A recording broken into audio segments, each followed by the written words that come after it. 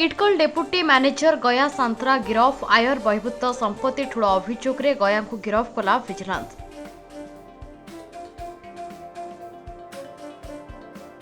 गया पत्नी नारे मामला रुजु 3 दिन धरी गया घरे रेड चली भुवनेश्वर जाजपुर नयागढ़ कोरापुट रे एककालीन चली रेड। गया मोट संपत्ति 10 कोटी टंकार अधिक आय ठारू संपत्ति 290 गुण अधिका 1 कोटीर क्याश और 16टी बैंक एकाउंट रे रही 4.45 कोटी 1 केजी 96 ग्राम सुना 7 केजी 500 ग्राम रूपा जबत करा जायछि। भुवनेश्वर में 2टी मल्टी स्टोरेज बिल्डिंग रही भुवनेश्वर सह विभिन्न स्थान में रही 13टी प्लॉट। विदेश बुलिबा और पिलांको पाठ पढ़ारे खर्च करिसेंती टंका 2022 रे ओडिशा विजिलेंस 270 मामला रुजु होईछि, जो 75टी आयर बहिर्भूत संपत्ति ठूल संपर्कित मामला 15टी ट्राप करी मामला रुजु होईछि।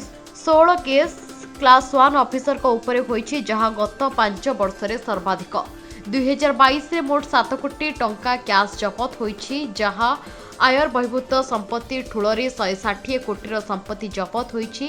2022 रे होईछि 87 मामला रे दोषी साब्यस्त करा जायछि जहां 50% रु अधिक सठिक तदंत चार्जसीट देबाको प्राथमिकता देछि vigilance.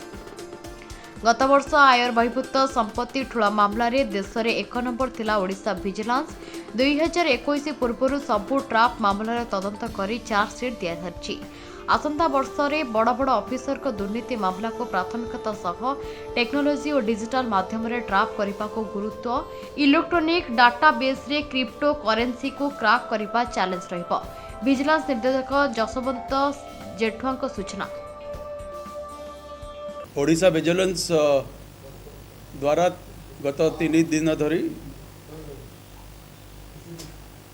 House searches चलथिला against Shri गया सांतरा जे कि वर्तमान जॉइंट मैनेजर होचंती इटकल रे तांकर भुवनेश्वर जाजपुर नयागढ़ कोरापुट इत्यादि स्थान रे सर्चेस चलथिला जो अप्रोक्सीमेटली ओवर 10 करोड़ रुपीज रो डिस्प्रोपोर्शनेट एसेट आमे अनर्थ करिछु which includes 1 crore 6 lakh rupees cash जोटा तांकर भुवनेश्वर स्थित 2टा लोकेशन रु बाहरी थिला। बैंक डिपॉजिट्स पाखापाखे 4.45 करोड़ रो एबे पर्यंत आमे एनुमरेशन करिछु। 16टा अकाउंट तांकर फैमिली मेंबर्स रो रही। गोल्ड पाखापाखे 1 KG 96 grams, silver 7 KG 500 grams, 2टा मल्टी स्टोरीड बिल्डिंग्स भुवनेश्वर रे। As per land records of government 13 plots जो भुवनेश्वर जाजपुर नयागढ़ रे रही। एटा आमे फर्दर वेरिफिकेशन करूछु। फॉरेन टूर्स और एजुकेशन ऑफ चिल्ड्रन रे ह्यूज एक्सपेंडिचर हेछि ए सबू को असेसमेंट करा जाउछि। तांकर इंट्रोगेशन परे तांकु आज गिरफ कराइछि। सेल पुलिस स्टेशन विजिलेंस रो case number 11 under PC act register कराइछि। तांकु आज कोर्ट फॉरवर्ड करा जिवो।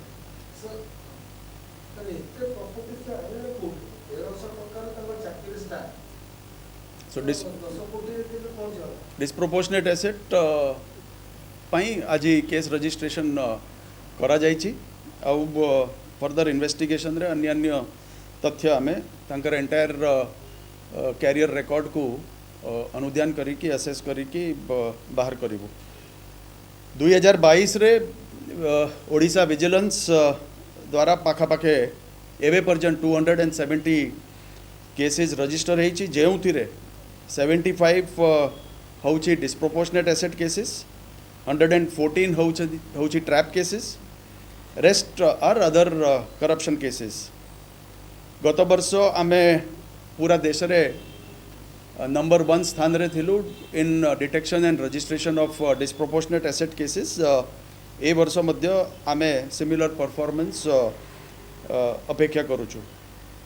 ऑफ द 270 केसेस जहाँ आमे ए वर्ष रजिस्टर करिछु nearly 60 cases are against class 1। एटा मध्य गत ओडिशा विजिलेंस 5 वर्षर इतिहास रे एटा सबुठारु अधिक थिबो हमर प्रायोरिटी रही आगामी दिन रे मध्य रहिबो focusing on senior ranks and taking action against senior ranks cash seizure रे जा आमे 2022 रे सीजर करिछु एटा ओडिशा विजिलेंस रो इतिहास रे सबुठारु अधिक सीजर्स ए वर्ष रे हेछि आमे 3.4 crores ऊपर सीज करिथिलु from an assistant engineer 1.5 crores पाखापाखि from a superintending engineer 1 crore 14 lakhs from a gynaecologist आउ 1 crore 6 lakhs जा ए केस रे सीजर कराई ए चारिटा होची ओडिशा विजिलेंस रा इतिहास रे टॉप 4 सीजर्स आउ एथिरे पाखापाखि आमे 7 कोटी सीज करिछु कैश आउ एटा को डिपॉजिट कराई in the relevant government account. Overall, we have unearthed approximately 160 crores worth disproportionate assets in 2022 so far. Trap cases रे मध्य highest cash seizure Odisha vigilance रा इतिहास रे 2022 रे हेछि.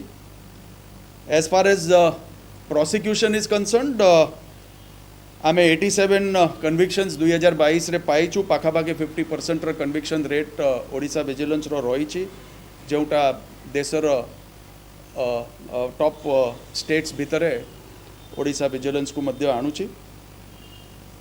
This year we have also prioritized completion of investigation, submission of charge sheet. और गत 10 वर्ष भितरे हमर हाईएस्ट परसेंटेज डिस्पोजल ए वर्ष रे आमे पाइबा को जाउछु. We have closed significantly more cases than our registrations. Our priority रही to ensure prompt investigation and submission of charge sheets. Trap cases 2021 रु पूर्वर सबु have been investigations have been completed, charge sheets have been submitted. Even 2022 रे जो trap cases register कराई a significant percentage of those cases have also been disposed of. So this is primarily our focus. How in the coming year our priority will be to take Odisha vigilance to the next level.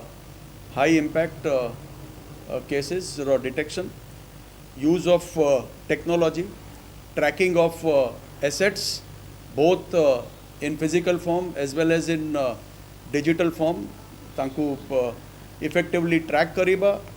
Electronic databases जा assets रही, whether it is land, whether it is vehicle, whether it is currency, whether it is crypto, ये सबू उपरे ताकु analyse करी कि assets मूल्यांकन करी कि डिस्प्रोपोर्शनेट एसेट्स को डिटेक्ट करिबा ता विरुद्ध स्ट्रांग एक्शन आईन अनुसार नबा ता पई हमर चेष्टा आगामी दिन रे आउरी हमें स्ट्रेंथन करिबा को प्रयत्नशील रहबो.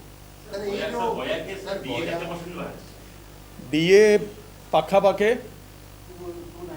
290% डिस्प्रोपोर्शनेट एसेट्स वर्तमान रो हमर प्रिलिमिनरी मूल्यांकन रे आमे असेस करू छु. सर इनकम सोर्स ना कोन था से एते टंका जो डीए जो एते परसेंट बाहरु छी एबे भी सर फ्यूचर आपन काले कंटिन्यू करू छी.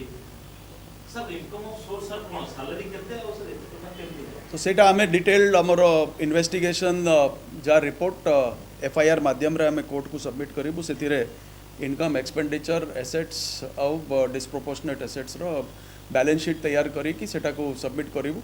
अब आमे प्रेस संग्रे मध्य सेटा को शेयर करिबु. तो 13 प्रिवेंशन ऑफ करप्शन एक्ट रही for assets disproportionate to known sources of income. So सही सेक्शन रे हमरो केस रजिस्ट्रेशन करा जाईची और एक्शन नहीं आजीबो. जणे लोक थिले ना नाही आंक संगे आउ की एबळे ऑफिसर थिले जो माने की आंक सहित मिछि के कार्य करूथिले. विभिन्न करप्शन केसेस जे आमे डिटेक्ट करू छु सेदिर आमे देखु छु जे अन्य लोक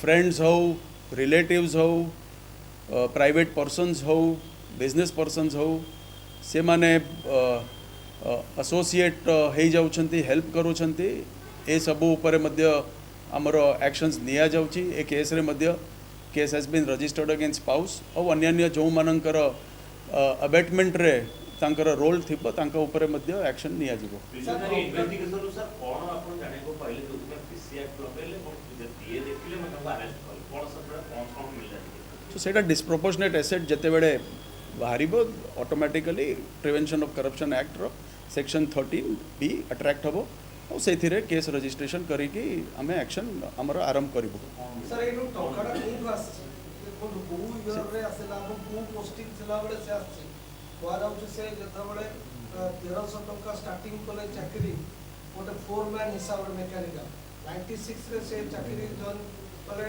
बहुत माइनिंग जोंटी कलिंग आयरन और बादर के तोडे सेक्टर गुडा करे गले तो केबे एठु तंकर डिस्प्रोपोर्शनेट एसेट केस रे प्रायर द इन्वेस्टिगेशन अथॉरिटीज रा मुख्य रोल था to establish the disproportionate assets and put it forth before the judicial authority से दिगरे आमर इन्वेस्टिगेशन आमे आरंभ करिछु आउ आमर विस्तृत इन्वेस्टिगेशन सरला परे आमे चार्जशीट रे सबु तार डिटेल्स टा बाहर करी कि तथ्य को कोर्ट सामना रे रखिबो।